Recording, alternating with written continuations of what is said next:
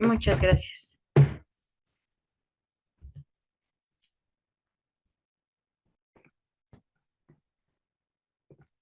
Bueno, el día de hoy platicaremos sobre el derecho al voto de las personas privadas de la libertad. Quiero hacer mención de que este es un tema bastante vasto, eh, derivado de diversas reformas que han existido en los lineamientos y legislaciones actuales a través de diferentes jurisprudencias. Siguiente, por favor.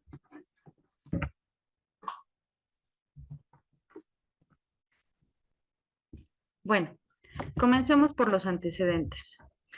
Tenemos nuestro primer antecedente en el 1 de junio del 2018, mediante el cual en el Centro Estatal de Reinserción Social, el AMATE, en el municipio de Cintalapa, perdón, Chiapas, eh, derivado de dos casos específicamente en los cuales se hacía una omisión de dos presuntos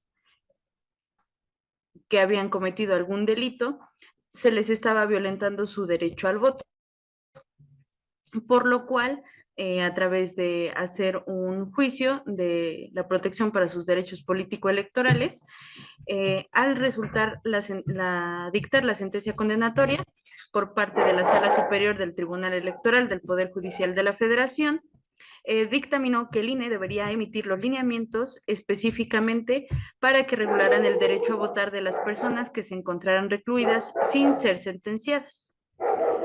Por lo cual, también hay que recordar que mediante el expediente sub JDC 352 diagonal 2018 y 353 diagonal 2018, también dictaminó otra sentencia, también con base en la protección de los derechos político-electorales de la ciudadanía, en el cual se concluyó que las personas que estaban privadas en prisión preventiva, perdón, al no ser sentenciadas tenían un derecho a votar, ya que estaban amparadas bajo el principio, perdón, de la presunción de inocencia, y por lo cual el INE, independientemente de que debería hacer estos lineamientos que comenté anteriormente, también debían de presentarse de manera paulatina y progresiva, a través de que de tal manera las personas que estuvieran privadas de, de libertad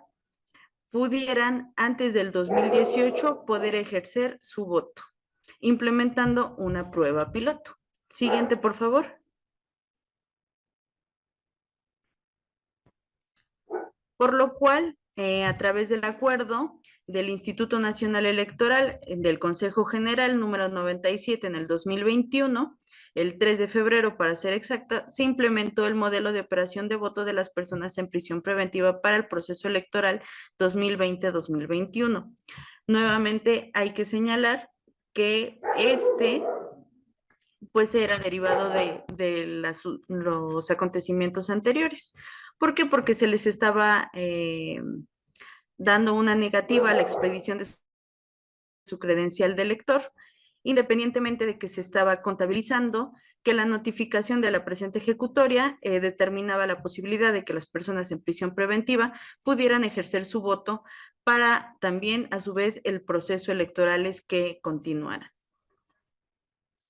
También tenemos que el 31 de octubre del 2023, la Sala Regional de la Ciudad de México específicamente, también emite un juicio para la protección de los derechos político-electorales, y de tal manera que también hay que recordar que en noviembre del 2023, mediante un acuerdo del Instituto Nacional Electoral, específicamente del Consejo General, el 602, se indicaron los lineamientos, modelo de operación y documentación electoral para la organización del voto de las personas en prisión preventiva para el proceso electoral concurrente 2023-2024.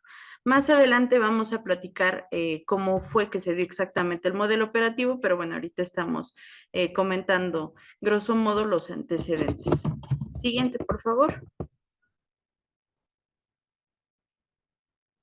También mediante acuerdo 1125 del 2025, que tiene hace unos pocos días el Consejo General del Instituto Nacional Electoral, para ser específica, como podemos ver en la diapositiva, el 28 de febrero estableció los lineamientos para la credencialización de las personas privadas en su libertad. Esto en cumplimiento de las sentencias ejecutorias, en las cuales, bueno, derivado de los sucesos del 2018, se comentó y se estableció que las personas que estuvieran privadas de su libertad, ya fueran en prisión preventiva o mediante sentencia, deberían de tener también una credencial para, como medio de identificación. ¿Por qué? Porque me permito adelantarme. En el modelo de operación, igual que en todas las siguientes elecciones, las personas que estaban privadas de su libertad ejercían su sufragio para poder ejercerlo mediante folios, no con una credencial, ya que normalmente pues nosotros sabemos que a una persona ingresar a un cerezo se le restringe este medio de identificación. También hay que recordar que el 16 de enero del 2025, en la sala regional de Jalapa, Veracruz, también se emitió una vez más un juicio para la protección de los derechos políticos electorales. ¿Para qué? Para que pudieran de igual manera ejercer su voto. Siguiente, por favor. Como fundamento legal para todas estas diferentes reformas y acontecimientos, pues podemos comentar que está la Constitución Política de los Estados Unidos Mexicanos, en la cual en el artículo primero tenemos el principio pro persona. Aquí debemos recordar que son todos aquellos derechos inherentes al ser humano por el hecho de ser un ser humano, ¿no? Vivienda, en el caso específico de la materia, el sufragio, un derecho a la libertad, entre otros. El artículo 20, apartado B, nos indica la presunción de inocencia, es decir, que mientras no se declare una responsabilidad mediante un juez competente, cualquier persona pues es libre, ¿no? O simplemente se le deben de continuar sus derechos político-electorales. También tenemos el artículo 35, fracción primera, en el cual pues todo ciudadano mexicano y que también cuente ya con su credencial para votar, que puede ser por naturalización, tiene el derecho a votar en las elecciones populares, al igual que recordamos que aquí no está en este momento, pero el artículo también para que cualquier ciudadano sea votado. Sin embargo, también hay que recordar que existe un apartado en el cual indica que una vez que una persona esté con sentencia ejecutoria, obviamente no puede continuar con estos derechos. El artículo 38, fracción segunda de la Constitución, nos establece las prerrogativas de los ciudadanos, los cuales, como comenté, son aquellos que se suspenden a través de estar en un proceso criminal o que amerite, perdón, una pena corporal, la cual si recordamos, pues en México no está vigente, y en lo cual se tenga un auto de formal prisión. ¿Para qué? Para que estas personas pues puedan ejercer el sufragio. El artículo 41, párrafo tercero, base quinta del primer párrafo, establece que tanto el Instituto Nacional Electoral como los organismos públicos locales tienen como función el organizar y hacer todas las funciones, lineamientos y reglamentos específicos para las elecciones, ya sean concurrentes, locales o federales. Siguiente, por favor. También debemos de comentar que tenemos la Convención de los Derechos Humanos en materia de político-electorales en el artículo 11, en el cual determina que toda persona acusada de delito tiene derecho a que se presuma su inocencia mientras no se apruebe su culpabilidad, que es lo que comentamos que ya está establecido en nuestra Constitución, al igual que toda persona tiene derecho a acceso en condiciones de igualdad, esto es sin importar el género, raza, sexo, entre otros.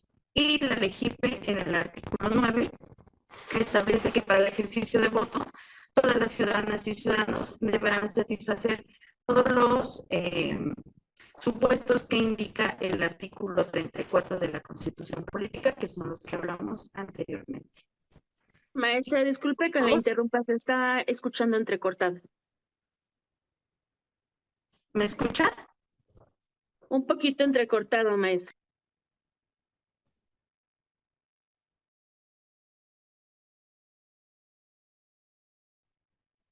¿Ya me escucha? Como que se sigue escuchando igual. No sé si mis demás compañeros tengan la misma percepción. Si pudieran También yo la ponerle... escucho cortada. Y se escucha entrecortado. Gracias.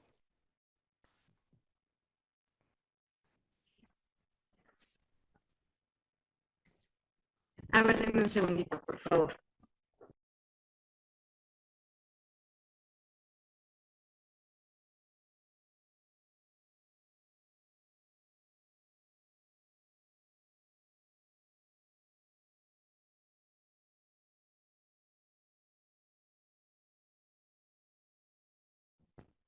¿Ya me escuchan bien? No. No.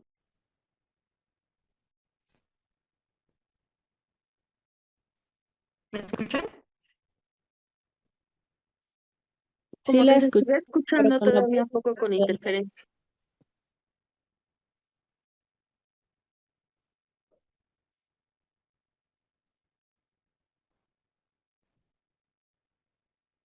Ok. ¿Gusta que me salga de la conferencia y la vuelva a reiniciar? Hola, buenas tardes. Sí, porque se escucha muy entrecortado. Permítame un segundito.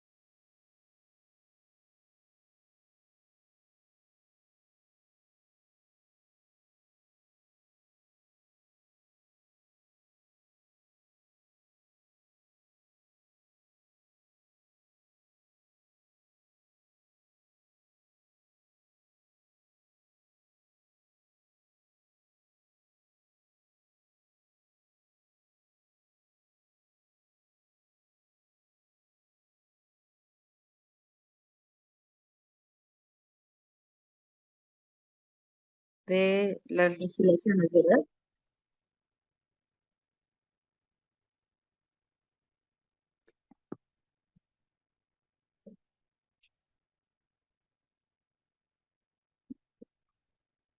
Bueno, una disculpa. Siguiente, por favor.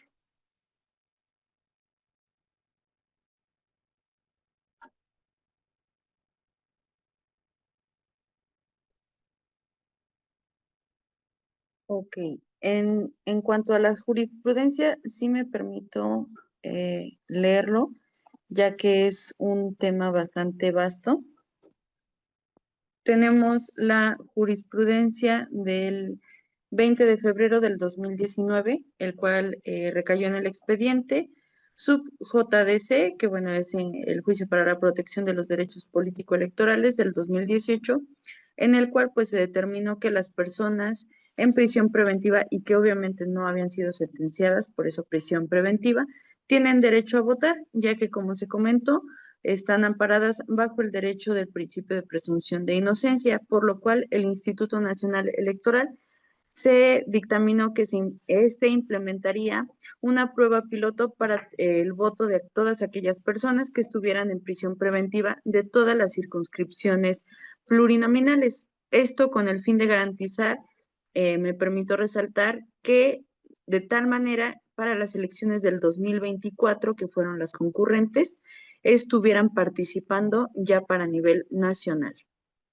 También tenemos la del 28 de noviembre del 2019 de la Sala Regional de la Ciudad de México, igualmente de un juicio para la protección de los derechos político-electorales 1050, en el cual vinculó que el Consejo General del Instituto Nacional Electoral, en conjunto con la Dirección Ejecutiva del Registro Federal de Electores y la Comisión Nacional de Vigilancia, implementaran medidas para que los módulos de atención ciudadana tuvieran a fin de garantizar el derecho de una manera de identificación para todas aquellas personas que estuvieran suspendidas por sus derechos político-electorales, los cuales pues comentaremos más adelante con base en la última actualización que hubo en esta materia. Y pues bueno, es una manera de ejercer el derecho de las personas que están en prisión preventiva, obviamente a excepción de los que ya están con sentencia condenatoria. Siguiente, por favor. Bueno, vamos a comentar lo que fue el modelo de operación para el proceso electoral federal 2020-2021. Recordemos que fue una prueba piloto, es decir, no a nivel nacional se dio en todos los distritos electorales este tipo de votación, en el cual, bueno, se determinó y se hizo una prueba en cada uno de los cerezos determinados por circunscripción plurinominal. En la primera tenemos el cerezo número 11, que pertenece al estado de Sonora, el Distrito Electoral Federal número 4, con cabecera en Hermosillo, en el cual pues tuvimos una población de manera varonil. ¿Por qué hago mención de esto? Si recuerdan, anteriormente mencionamos que era estableciendo condiciones de igualdad, es decir, tenían que determinarse tanto varonil, femenil, como de algún otro género, ¿no? De Sonora tenemos que en prisión preventiva tenemos a 581, de los cuales 550 son del Foro Federal y del Foro Común son 31. Para la circunscripción número 2 fue el estado de Guanajuato el seleccionado, en el cerezo número 12 con Distrito Electoral Federal número 4 con cabecera en Guanajuato capital, de cual fue una población varonil.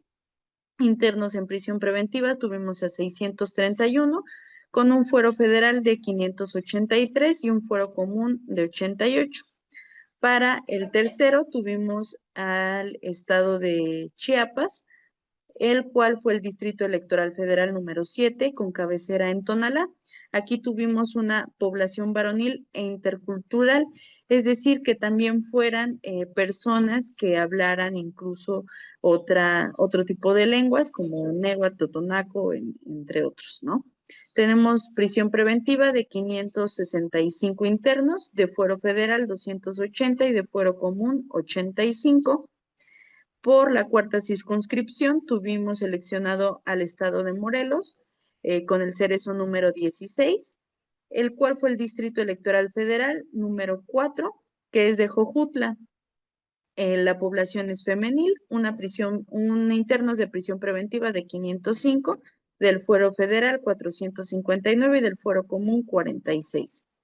Y por último, de la quinta circunscripción, tenemos al estado de Michoacán en el cerezo número 17, con cabecera en Apatzingán, siendo el distrito electoral federal número 12, con una población varonil e internos, perdón, de prisión preventiva 103, con un fuero federal de 80 y un fuero común de 23 personas.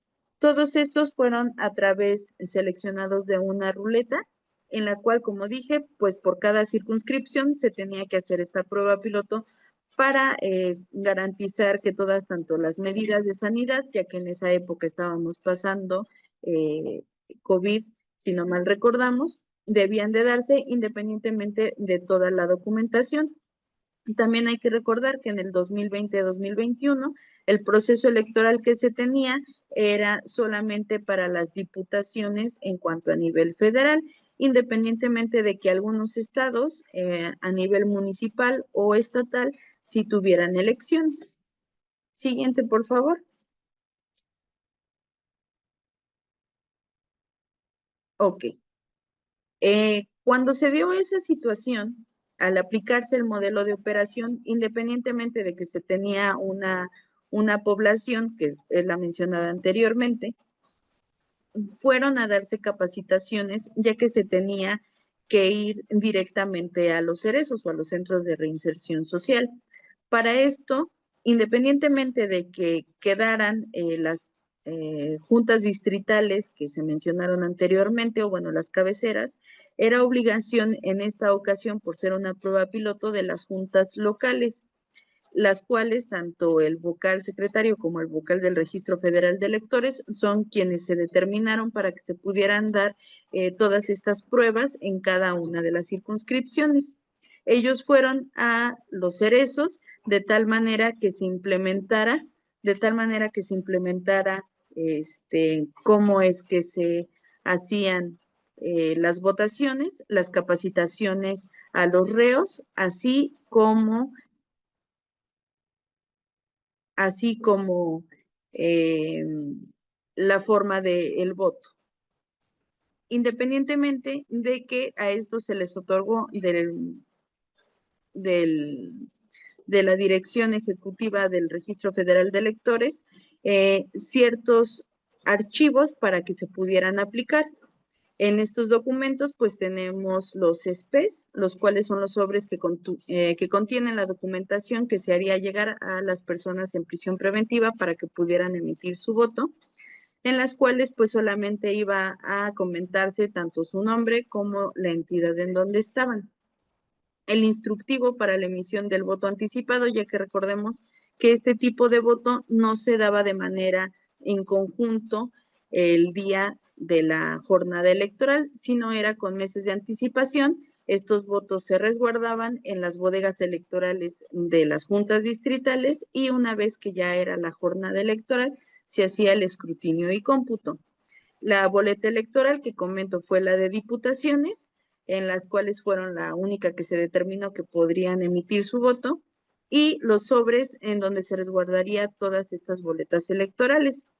Además de que hay que mencionar que la lista nominal de personas en prisión preventiva solamente fue a solicitud expresa de estas personas, es decir, se les hizo una invitación en las cuales si ellos estaban de acuerdo, emitían su voto, si no, no eran obligados a lo mismo.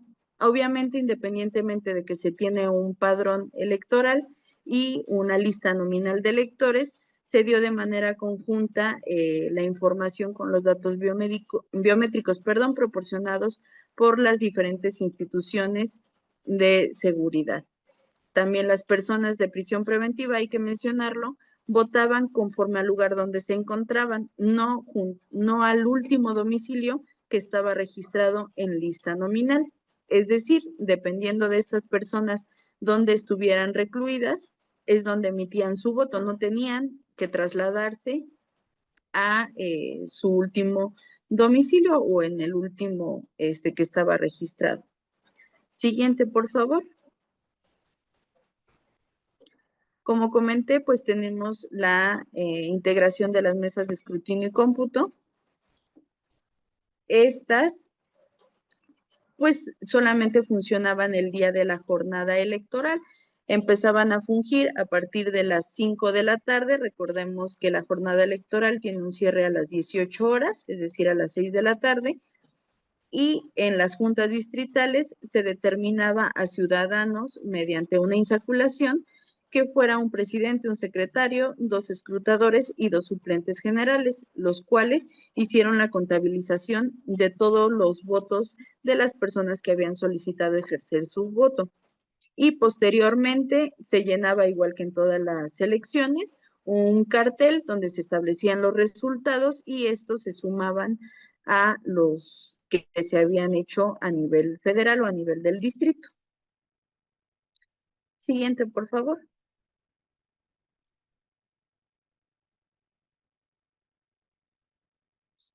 Ok. Como fechas importantes a recordar, específicamente sobre este modelo de, bueno, esta prueba piloto, del 10 al 14 de mayo se dio la recepción de la documentación y material electoral por parte de las juntas distritales y las juntas locales directamente de oficinas centrales.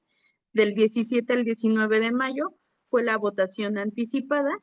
También hay que recordar anteriormente, ya se han dado la votación anticipada, pero son de aquellas personas que tienen alguna incapacidad motriz para poder acudir a las casillas. Esta vez también fue votación anticipada, pero para las personas en prisión preventiva, y solamente se podía entrar a Los Cerezos con un horario de 9 a 5 de la tarde, independientemente de que en algunos casos, dependiendo de la magnitud de la población que sí hiciera la solicitud respectiva, estos resultados, o bueno, las boletas, los sobres electorales, eran enviados a las juntas locales por paquetería. De hecho, en estos lineamientos se establecía cómo es que debía de rotularse, cómo es que debían de sellarse, porque además se tenía una lista específica en los cuales estas personas se quitaron de la lista nominal de electores común para determinar y ponerles el sello de voto y poder saber quiénes eran aquellas personas que habían ejercido su voto. El 6 de junio del 2021, como comenté, a partir de las 5 de la tarde, se llevó el escrutinio y cómputo solamente de estos votos de prisión preventiva. Y si es que se tenían también los de votación anticipada de las personas que estaban postradas, también se contabilizaban, pero en otra mesa de escrutinio y cómputo. Siguiente, por favor. Por lo cual, ya para el proceso 2023-2024, que ya fue uno a nivel federal, de tal manera que ya tuvimos pues la presidencia de la República, senadores y diputaciones, independientemente de que en varios estados y municipios de la República ya se llevaron elecciones, se ejerció ahora sí el derecho de voto para las personas en prisión preventiva, por lo cual hubo una población estimada de 92,792 personas que están en esta situación y están recluidas en 282 centros penitenciarios.